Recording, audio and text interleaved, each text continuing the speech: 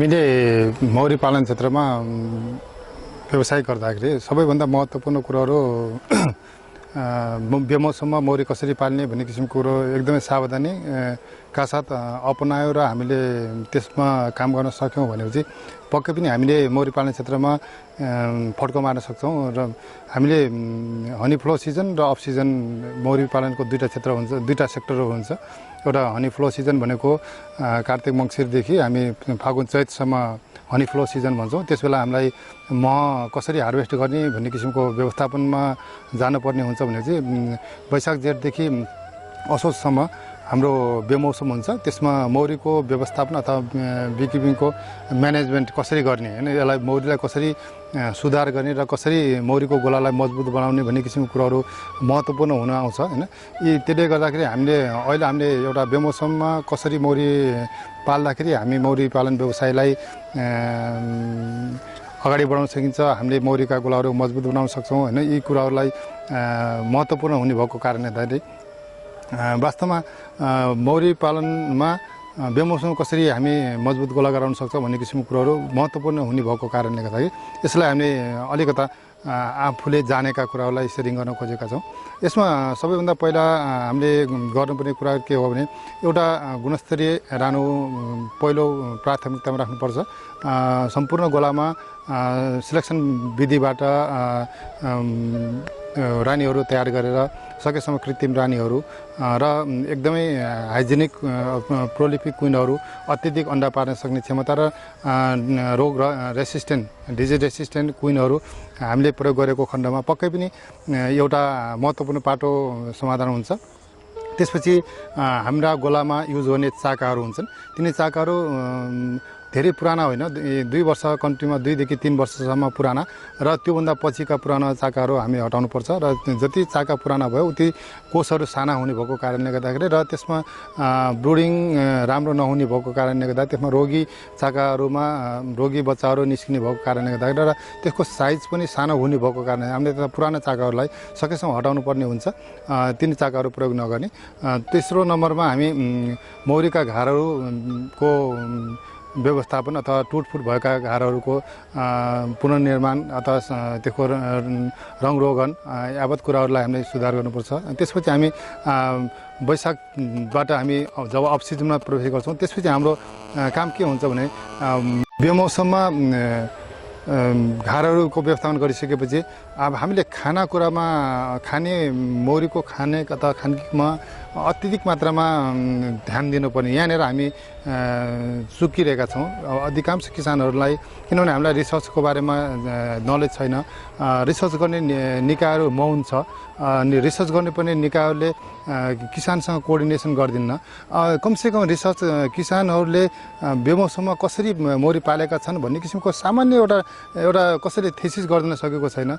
अब यहाँनिर तपाईँको अलिकति कम्प्लिकेटेड विषयवस्तु भएको कारणले गर्दाखेरि यो एउटा खड्किएको पाटो हो र अफ सिजनमा मौरीको व्यवस्थापनमा महत्त्वपूर्ण खानाको महत्त्वपूर्ण भूमिका के छ भन्ने किसिमको कुराहरू यहाँनिर अति नै संवेदनशील वस्तु भएको कारणले गर्दाखेरि हामी मौरी पालक किसानहरू के गर्छौँ भने अत्यधिक मात्रामा चिनी पानीको बलमै मौरी पालेको कन्डिसन छ।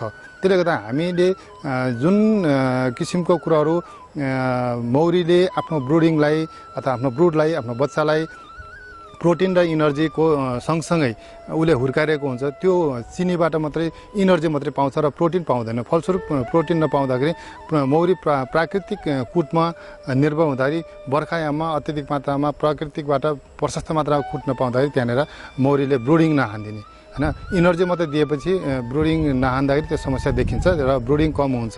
त्यसले गर्दा मौरीलाई स्टिमुलेट गराउनु जरुरी छ। स्टिमुलेट गराउँदाखेरि खानाहरू कसरी खुवाउनुपर्छ भन्ने किसिमको कुराहरू आउँछ। हामीले खानालाई र सहज कसरी अपनाउन सकिन्छ, सहजता पनि सँगसँगै जानुपर्छ। सहजताको पाटो एउटा हो र खानेकुराको पाटो एउटा हो। तर यो जीवित जीवाणु जीवित मौरी जीवित वस्तु भएको कारणले गर्दाखेरि यसलाई हामीले प्रोटिन र इनर्जी दुवै कुराहरूलाई इक्वल तरिकाले खाना दिएर अगाडि बढाउनु पर्ने हुन्छ। त्यसले गर्दा हामीले इनर्जीको लागि कन्टिन्यू स्रोत उपलब्ध गराइदिने र प्रोटिनलाई पनि कन्टिन्यू स्रोतको उपलब्ध गराइदिएको खण्डमा हामीले पक्कै पनि त्यहाँनिर एउटा स्टेप पार गर्छौँ। त्यसले गर्दाखेरि हाम्रो मौरीको घारमा प्रोटिन र इनर्जी दुवै कुराको उत्तिकै के अरे अभाव हुँदैन भएन। त्यो भएको खण्डमा रेसिस्टेन्ट मौरीले आफूलाई डेभलप गर्छ र रोग र किरा रोग किराबाट उसले आफूलाई सुरक्षित महसुस गर्छ र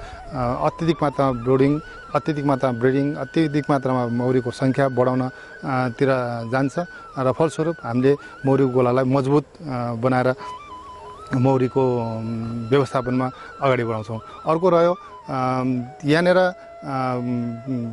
प्रोटिनको हकमा हामीले भटमासको पिठोलाई क्यान्डी बनाएर भटमासको पिठो सप्लिमेन्ट्रीमा अन्य किसिमका चिजहरू राखेर एउटा भटमासको प्रोटिनको क्यान्डी बनाएर हामीले राख्छौँ हैन। त्यसपछि इनर्जीको ठाउँमा सुगर सिरप अथवा सुगर क्यान्डी बनाएर दुवैलाई इक्वल तरिकाले राखिदिन्छौँ। फलस्वरूप एउटा मौरी हुर्कनको लागि मौरीलाई जति प्रोटिनको आवश्यकता पर्दछ त्यो प्रोटिनको उसले भरपुर मात्रामा पाउँदछ। अथवा मौरीलाई हुर्कनको लागि मौरी हुर्कनको लागि 1 कोष बराबरको प्रोटिन अथवा 1 कोष बराबरको प्रोटिन उसलाई आवश्यकता पर्दछ। त्यसपछि हामीले मौरीको चाकाहरूलाई एउटा मौरीको चाका भनेको मौरी पालक किसानको सम्पत्ति हो। त्यो चाकालाई सुरक्षित राख्नुपर्ने हुन्छ। सुरक्षित राख्दाखेरि हामीले अधिकांश किसानहरूले मौरीको घरमा सुरक्षित राख्न नसकेर अथवा घरमा भित्र राख्दाखेरि भण्डारणमा समस्या आउने, मैन पुतलीले त्यसलाई ध्वस्त पारिदिने र फलस्वरूप जति चाका उठायो त्यति चाका फेरि ड्यामेज हुने हरेक वर्ष त्यो किसिमको समस्या आउने भएको कारणले गर्दाखेरि हामीले त्यो कुरालाई कसरी म्यानेजमेन्ट गर्न सकिन्छ भन्दाखेरि सकेसम्म मौरीको घरबाट ती चाकाहरू नहटाइदिउँ हैन। चाकाहरू नहटाइदिउँ र जति चाकाहरू छन् त्यो मौरीको घरमै रहनुपर्छ। त्यहीँ नै भण्डारण गरिदिएको खण्डमा मौरीले मैनपुत्रीबाट नोक्सानी पुर्याउँदैन। मौरीको चाकालाई सुरक्षित भण्डारण गर्नको लागि मौरीको घरबाट ननिकालेर घटीमा 5 फ्रेम मौरी छ भने तपाईँको त्यो 5 फ्रेम मौरीलाई छेकापाता राखौँ हैन। छेकापाता राखौँ र छेकापाता राखेर त्यसलाई कम्प्याक्ट टेम्परेचरमा प्याक गरिदिउँ र त्यसपछि बाँकी रहेको स्पेसमा अथवा बाँकी रहेको ठाउँमा बिल्डिङ फ्रेमहरू राखेर त्यसपछि तपाईँको मथल्लो भागमा सुपर राखेर त्यसलाई सामान्य प्लास्टिकहरू राखेर माथिबाट प्लास्टिकमा एउटा डेमो गरिदिन्छु। त्यसपछि त्यसलाई सुरक्षित राखेर अनि बाँकी रहेको सुपरमा पनि 10 फ्रेम राखेर 15 फ्रेम हामी एक्स्ट्रा मौरीको चाकाहरूलाई सुरक्षित गर्न सक्छौँ। त्यो गरेको खण्डमा जब सिजन आउन सुरु गर्छ मौरीको सङ्ख्या पपुलेसन बढ्छ। फलस्वरूप बढेपछि त्यो 15वटा फ्रेम अथवा 20वटा फ्रेम एउटा 5 फ्रेमको अथवा 6 फ्रेमको मौरीले 20 फ्रेम चाकालाई सुरक्षित भण्डारण गर्न सक्छ। त्यसले गर्दा हामीले सिजन आउने बित्तिकै तिनी बिल्डिङ फ्रेमहरूलाई पुनः युज गर्न सक्छौँ अथवा त्यही मौरीलाई डिपमा हामी मौरीलाई पाल्न सक्छौँ। यावत कुराहरू हामीले मौरी पालक किसानहरूले मौरीको चाकाहरूलाई झिकेर विभिन्न किसिमका औषधिहरू विभिन्न किसिमका विषादीहरू राखेर भण्डारण गर्नुको साटा प्राकृतिक तरिकाले नै मौरीको घरभित्र नै सुरक्षित तरिकाले भण्डारण गर्न सकेको खण्डमा पक्कै पनि हामीलाई फाइदा पुग्ने देखिन्छ। अर्को रह्यो मौरी पालक किसानहरूलाई अत्यधिक मात्रामा दुःख दिने भनेको माइट अथवा सुलसुले भनेको यो विभिन्न किसिमको समस्या देखिएको छ। जस्तै पखेटा जलाउने, जस्तै विभिन्न किसिमको अपाङ्गहरू बनाइदिने, मौरीहरूले वयस्क मौरीले काम गर्न नसक्ने, अत्यधिक मात्रामा मह सङ्कलन ह्रास हुने त्यो र ब्रुडिङमा तपाईँको किरा कुहेर विभिन्न ब्रुडिङहरूमा तपाईँको अत्यधिक मात्रामा नपारिदिने होइन र तपाईँको मह सङ्कलनमा अत्यधिक मात्रा गिरावट आउने भएको कारणले गर्दाखेरि सुलसुलेबाट हामीले पक्कै पनि नेपालका मौरी पालक किसानलाई ठुलो मात्रामा नोक्सान पुर्याएको देखिन्छ। यसको लागि हामीले सकेसम्म मेरो फर्ममा लगभग 7 वर्षसम्म हामीले कुनै पनि सुलसुले निरोधक अथवा सुलसुलेलाई कन्ट्रोल गर्ने कुनै पनि किसिमको विषादीहरू कुनै किसिमका एपिस्टान फर्मिक एसिड होइन कुनै किसिमको चिजहरू प्रयोग गरेको छैनौँ। त्यसले गर्दा एउटा कुरो के देखाएको छ भने 5-6 वर्षको पिरियडमा कुनै पनि एउटा पनि एन्टिबायोटिक प्रयोग नगरेर सुलसुलेलाई नियन्त्रण गरेको रेकर्ड छ यहाँनिर होइन। मैले कुनै पनि बेलामा पनि मौरीलाई तुरुन्तै सामान्य कुरा अलिकता केही देखिँदै पनि नदेखिए पनि हाल्नुपर्छ है भन्ने कन्सेप्टमा तपाईँले औषधि युज गर्नुपर्छ भने पक्कै पनि त्यस्तो अवस्थामा नजाउँ होइन। यदि कन्ट्रोल गर्ने मेकानिजम छ र कन्ट्रोल गर्न सक्ने कन्डिसन छ भने त्यहाँनिर हामी तुरुन्तै आत्तिएर औषधि राखेर मौरीलाई झन् रेसिस्टेन्ट बनाउँदै जाने हो कि हामीले त्यो प्रतिरोध गर्ने क्षमताको विकास गराउने मौरीलाई होइन। सामान्य छ भनेपछि त्यसलाई कुन विधि प्राकृतिक पद्धतिबाट त्यसलाई मौरीलाई बलियो बनाउने हामी सोचका साथ हामी पहिला कन्फिडेन्ट हुनु पर्यो, त्यसपछि मौरीलाई कन्फिडेन्ट बनाउनुतिर जानु पर्यो। त्यसले गर्दा मौरी सामान्य छ, मौरीमा रोग लागेको छैन, मौरीमा नर्मल किसिमको कन्ट्रोल गर्ने वातावरणको सुलसुलेबाट आक्रमण भइरहेको छ भने त्यही गोलालाई मात्रै उपचार गरौँ, सबैलाई होइन। त्यसले गर्दा सबैलाई खानाबाट मजबुत बनाउने, खानाबाट बलियो बनाउने र त्यसलाई हृष्टपुष्ट र इम्युनिटी डेभलप गरिसकेपछि माइट पक्कै पनि मेरो हकमा धेरै ठुलो समस्या होइन जस्तो लाग्छ। र माइट मसँग जहाँसम्म लाग्छ यसमा यो एपेरीमा माइट के अरे नभएको अथवा त्यति ठुलो क्षति नपुर्याएको र लामो समयसम्म पनि कुनै पनि एन्टिबायोटिक प्रयोग नगरेर नै माइट कन्ट्रोल गर्ने प्र्याक्टिस अपनाइरहेको छु। त्यसले गर्दाखेरि यतातिर खर्च बढ्यो भने चाहिँ उतातिर महको गुणस्तरमा हामी प्र्याक्टिसमा अगाडि बढेको छौँ, गुणस्तरीय मह उत्पादनको लागि प्र्याक्टिस गरिरहेका छौँ। अर्को कुरा अरिङ्गाल छ असाध्यै झन्झटिलो र अत्यधिक मात्रामा अरिङ्गालबाट क्षति हुने। अरिङ्गाललाई हामी अरिङ्गाल पासो अथवा होइन अरिङ्गालबाट हामी एउटा ब्याट बनाएर मार्ने अथवा त्यसलाई गोला नष्ट गर्ने होइन। र सकेसम्म अरिङ्गाललाई अलिकता आकर्षक हुने तरिकाले त्यसको छुट्टै ठाउँमा क्यान्डीहरू अथवा छुट्टै किसिमको खानेकुराहरू राखेर अरिङ्गालाई एकातिर भुलाउने होइन। त्यो किसिमको ट्र्यापहरू हामीले एपिएरीमा डेभलप गरेको खण्डमा पक्कै पनि अरिङ्गालको आवाज एकातिर हुन्छ भने चाहिँ हाम्रो मौरी एकातिर दौडिरहेको हुन्छ। त्यो कुरालाई पनि हामीले सुरुवात गर्नुपर्छ। अर्को चराहरूको निगरानी अलिकता बढी आक्रामक तरिकाले आउन सक्छ होइन। त्यस्तो आयो भने हामी एउटा बुकुच्या अथवा एउटा मान्छे डराउने टाइपको मान्छे अथवा लिसो होइन खुट्टाहरू अनि तपाईँको मौरीमा अत्यधिक मात्रा चरा लाग्ने टाइममा त्यो एपिएरीमा अलिकता हिडडुल गरिदिने घुमिदिने अनि त्यस्तो गरेको खण्डमा चरा अनि नजिकमा तारहरू छ भने त्यस्तो किसिमको तारहरूलाई अवरोधहरूलाई अलिकति हटाइदिने र खुल्ला ठाउँमा मौरी राखेको खण्डमा पक्कै पनि मौरी खाने चराबाट यसको नियन्त्रण गर्न सकिन्छ होइन।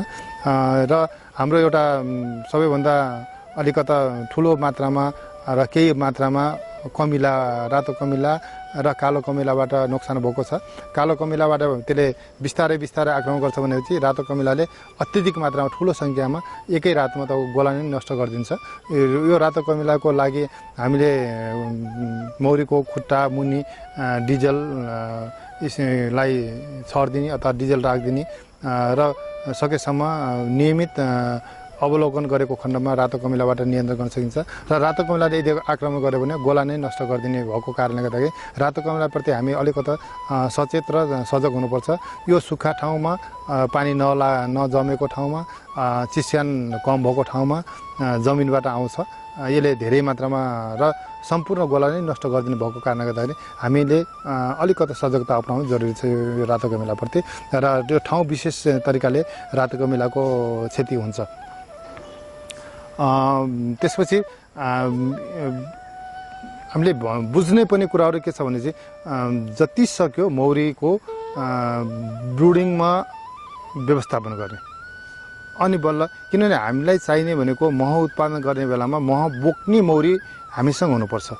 हामीले के गरिरहेछौँ भने जुन बेला हामीले मह काट्ने बेला हुन्छ महको फ्लो हुन्छ त्यही बेलामा हामीले ब्रुडिङमा जान्छौँ अथवा ब्रिडिङमा जान्छौँ। त्यस बेला हामीलाई मह बोक्ने मौरी होइन कि मह उत्पादन गर्ने मौरी के अरे बच्चा उत्पादन गरेर आउँछौँ। हाम्रो यहाँनिर तपाईँको तालमेल नमिलेको के छ भने चाहिँ हामीलाई चाहिने भनेको भदौ फागुन के अरे बाट अथवा वैशाखबाट व्यवस्थापन गरेको मौरीको प्रत्येक 45 दिन 42 दिनमा कर्मी मौरी मर्ने भएको कारणले गर्दाखेरि हामीले 5-6 लट पछि श्रावणको अन्तिम भदौको पहिलो अथवा भदौको महिनाको भदौ असोजको मौरीबाट हामीले मह बोक्ने भएको कारणले गर्दाखेरि त्यस बेला अब हामी के गर्छौँ भने ब्रुडिङ कसरी गर्ने, कसरी अत्यधिक मात्रा ब्रुडिङ गराउने सबै कुरा म्यानेजमेन्ट गरिसकेपछि अत्यधिक मात्रामा मौरीलाई के अरे ल्याङ अथवा अन्डा पार्न सक्ने वातावरण कसरी बनाउने त्यो कुरोमा महत्त्वपूर्ण विषयवस्तु भएको कारणले गर्दाखेरि कर्मी मौरीलाई के गर्नु स्टिमुलेट गराउनु पऱ्यो। पहिला कर्मी मौरीलाई उत्साहित गराइसकेपछि बल्ल रानी मौरीलाई के हुन्छ फुल पार्ने वातावरण कर्मी मौरीले डेभलप गरिदिन्छन् र विभिन्न किसिमका कोषहरू सफा गरिदिन्छन्। पोलन राख्ने भण्डारण गर्ने पक्ष एकातिर हुन्छ, बच्चा भण्डारण गर्ने अथवा बच्चा पार्ने त्यो चाकाहरू निर्माण गरिदिने, त्यो सफा गरिदिने पछि पो तपाईँको बल्ल कर्मी मौरीले स्टिमुलेट भइसकेपछि रानी मौरीलाई उत्तेजित गरिदिन्छन् र फलस्वरूप रानी मौरीले अत्यधिक मात्रामा अन्डा पार्छ। त्यस बेला अत्यधिक मात्रामा ब्रुडिङ गर्न सक्यो भने त्यही ब्रुडिङ नै तपाईँको के हुन्छ लटमा आउँछ अथवा धेरै ठुलो सङ्ख्यामा हामीले उत्पादन गर्न सक्यौँ भने ती मौरीबाट उत्पादित भएका कर्मीबाट के हुन्छ तिनी एकै लटमा हाम्रो मह अथवा मह वर्षा भएको बेला अथवा मह अत्यधिक मात्रामा फ्लो भएको बेला धेरैभन्दा धेरै मह सङ्कलन गर्न सक्ने क्षमताको विकास हुन्छ। यी कुराहरूको तालमेल मिलाउनु जरुरी छ। यी कुराहरू तालमेल मिलाइसकेपछि बल्ल हामीले के हुन्छ अफ सिजनमा व्यवस्थापन गरेको मौरी, राम्रो व्यवस्थापन गरेको मौरी पक्कै पनि हामी न्यूनतम नेपालको परिप्रेक्ष्यमा 7 देखि 8 फ्रेम मौरी 7 देखि 8 फ्रेम मौरी असोजमा तयार गऱ्यौँ भने तिनी मौरी सम्पूर्ण सुपर चर्छन् अथवा मह खण्डमा मह भर्न सक्षम हुन्छन्। हामी के छौँ भने चाहिँ हामी अफ सिजन व्यवस्थापन हाम्रो एकदम कमजोर छ। त्यो कमजोर भएपछि हामी के हुन्छ मह फ्लो सिजनमा हामी ब्रुडबाट मह काट्नुपर्ने बाध्यता हाम्रो छ। त्यसलाई हामीले नेपालका अधिकांश मौरी पालक किसानले के गर्नु पर्यो भने चाहिँ हामीसँग भएका मौरीलाई कसरी हुन्छ जति सक्यो राम्रो व्यवस्थापन गर्नुपर्ने। त्यसको लागि प्रोटिनको अपरिहार्य देखियो, चिनीको कन्टिन्यू स्रोतको आवश्यकता देखियो, रोग किराको जथाभावी मिसयुज अथवा गरिदिनु भएन। रोग लाग्यो अथवा किरा लाग्यो अथवा केही लाग्यो अथवा माइट लाग्यो भनेर एन्टिबायोटिकहरू जति पायो उति मन लाग्दै तरिकाले हालिदिनु भएन र मौरीलाई आफै रेसिस्टेन्ट हुन दिनु पर्यो र बाह्य शत्रुहरू भित्री शत्रुहरूबाट मौरीलाई बचाइसकेपछि त्यसको भित्रको गोलाको तापक्रम 32 डिग्री 32 देखि 34 डिग्री तापक्रम हामीले जताभावी खोलिदिनु भएन। त्यसको ब्रुडिङ टेम्परेचर अथवा त्यसको अन्डाको ह्याचिङ गर्ने वातावरण अथवा टेम्परेचरलाई मेन्टेन गरिदिनु पर्यो र खानाको कारणले गर्दाखेरि र उसले मेन्टेन गरिरहेको हुन्छ, उसको तापक्रम त्यहाँनिर व्यवस्थापन गरिरहेको हुन्छ। बाहिरबाटको तापक्रमलाई कसरी कन्ट्रोल गर्ने त्यो किसिमको वातावरण मिलाइदिने, म्यानेजमेन्ट गरिदिने र एकै ठाउँमा सबै चिजहरू त्यो को व्यवस्थापन गरे भन्दै हामीले धेरैभन्दा धेरै घरहरू खोल्ने, फिडिङ गर्ने नाममा धेरै पटक घरहरू खोल्ने, धेरै पटक फ्रेमहरू सपोर्ट गर्ने नाममा यताउता फ्रेमहरू मिक्सम्याच गर्ने हैन, यावत कुराहरूको हाम्रो मिस ह्यान्डलिङ अथवा मिस को काम गर्ने अदक्षताको कारणले गर्दा दक्षता नभएको कारणले गर्दाखेरि हाम्रो गोलाको ब्रुडिङ हामी आफै व्यवस्थापन बिगारिरहेका छौँ। त्यो व्यवस्थापन नबिगार्दिउँ हैन, त्यो नबिगारेको खण्डमा पक्कै पनि हाम्रो गोला मजबुत हुन्छ र सुपरमा अथवा डिप सुपरमा हामीले हामीसँग बचाइराखेका बिल्डिङ फ्रेमहरू अथवा नयाँ चाकाहरू बनाएर ब्रुडबाट मह उत्पादन गर्ने होइन कि हामीले सुपरबाट मह उत्पादन गर्ने लक्ष्य अगाडि बढाएको खण्डमा पक्कै पनि नेपालको महले अन्तर्राष्ट्रिय बजारीकरणमा 1 नम्बरमै स्थान हासिल गर्न सक्छ भन्ने हामीले उद्देश्य लिएका छौँ। त्यसको लागि हामी मौरी पालन किसानहरू अथवा म आफू स्वयं जति हामीसँग मौरीका गोलाहरू छन् तिनी गोलाहरूलाई अब सिलेक्सन गर्ने टाइम भएको छ किनभने हामीले गोलाहरूका ब्रुडहरू फ्रेमहरू यताउता पारेका छैनौँ। जुन गोलाको ब्रुड हो, जुन गोलाको क्यारेक्टर हो, त्यो गोलाको क्यारेक्टर त्यही गोलामा आइसकेको छ। अब वैशाखदेखि त्यो गोला सेम कन्स्ट्यान्टमा बसेको कारणले गर्दाखेरि अब त्यो 3-4 महिनाको पिरियडमा त्यो गोलाको क्यारेक्टर हामीले एनालाइसिस गरेर मौरीको गोलालाई ए ग्रेड, बी ग्रेड र सी ग्रेड होइन कुन ग्रेडको गोला हो, ए ग्रेडको गोला हो भने पक्कै पनि त्यो सुपरमा जान सक्ने क्षमताको छ र अलिकति त्यसलाई मह उत्पादनमा हामीले राख्छौँ। बी ग्रेडलाई पनि त्यसलाई व्यवस्थापन गरेर त्यसलाई ए ग्रेडमा हामी लग्ने प्लानिङमा छौँ र सी ग्रेड भनेको त्यसको गुणस्तरमा प्रश्न चिन्ह खडा भएको छ।